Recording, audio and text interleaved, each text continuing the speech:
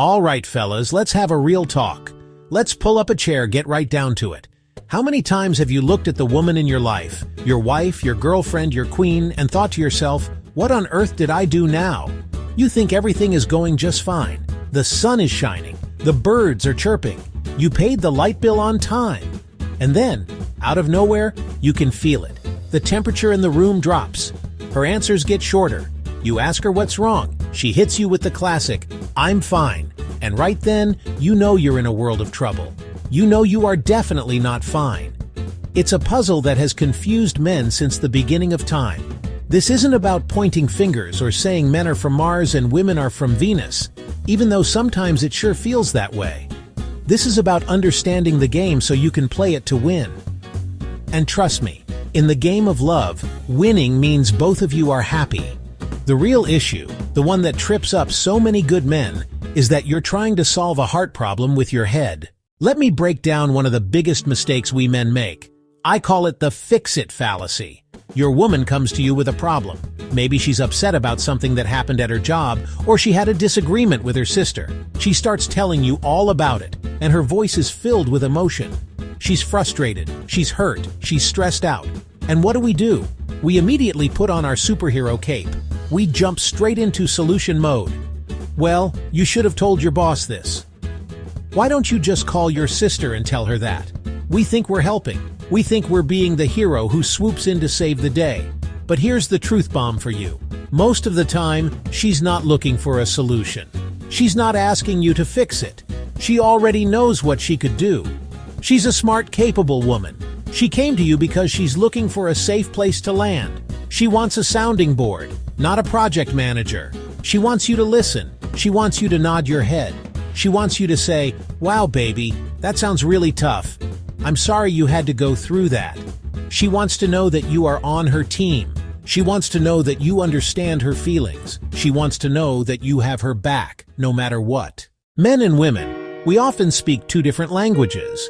It's not about English versus Spanish. It's about fact versus feeling. Men, we tend to be very direct. We communicate information. We say what we mean and we mean what we say. If we say we're going to take out the trash, it means the trash is our next mission. It's a statement of fact. We deal in the literal. Women, on the other hand, often communicate to build connection. The conversation itself is the point.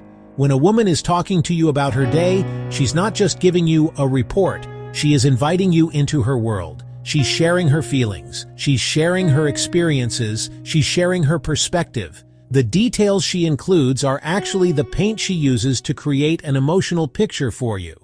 She might say something like, "The house is always such a mess." A man hears that as a direct criticism. He gets defensive. He says, "What are you talking about? I just cleaned the kitchen yesterday." But what she might actually be saying is, "I'm feeling overwhelmed and I could really use some help." To bridge this gap, you have to become a student of her language. You need to learn to listen for the feeling behind the facts. When she talks, ask yourself, what is the emotion she's trying to share with me right now? Try saying, "It sounds like you're feeling really overwhelmed. You do so much around here. How can I help?" That one little shift will change the entire dynamic. You're no longer adversaries in a debate. You're partners solving a feeling. Fellas, a lot of you think you have to make grand gestures to make a woman happy. You think you need to buy her a new car or take her on a trip to Paris. Now, don't get me wrong. Those things are nice, real nice. But that is not what builds day-to-day happiness. That's like a fireworks show. Spectacular, exciting, but over in minutes. True, lasting happiness is built on the small things. Little everyday gestures that say, "I'm thinking about you, I see you, you matter to me." Those things fill up her love tank drop by drop. I'm talking about remembering she likes a little bit of honey in her tea. Sending her a midday text. "Hope you're having a great day, beautiful." Putting your phone down when she's talking. Actually looking at her. Grabbing her hand in the grocery store, telling her she looks beautiful in sweats and a messy bun.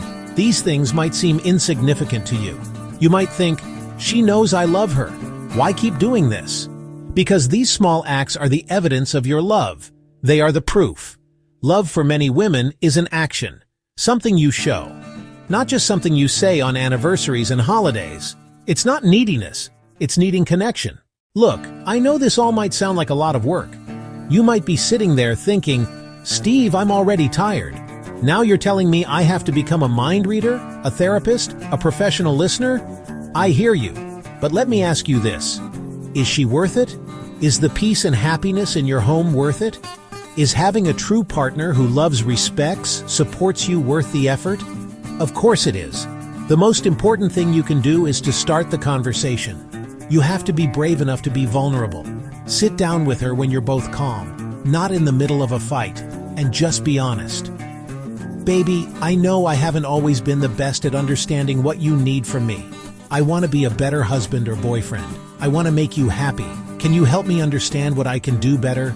I'm ready to listen. That admission, a sincere request for her guidance, will be music to her ears. It shows humility. It shows commitment. It shows you value her happiness enough to ask for help. This is not a journey you have to take alone. A strong relationship is a partnership. Invite her to be your teacher, but the reward, a deep, connected, and truly happy partnership, is the greatest prize a man can ever win. Now go out there and be great.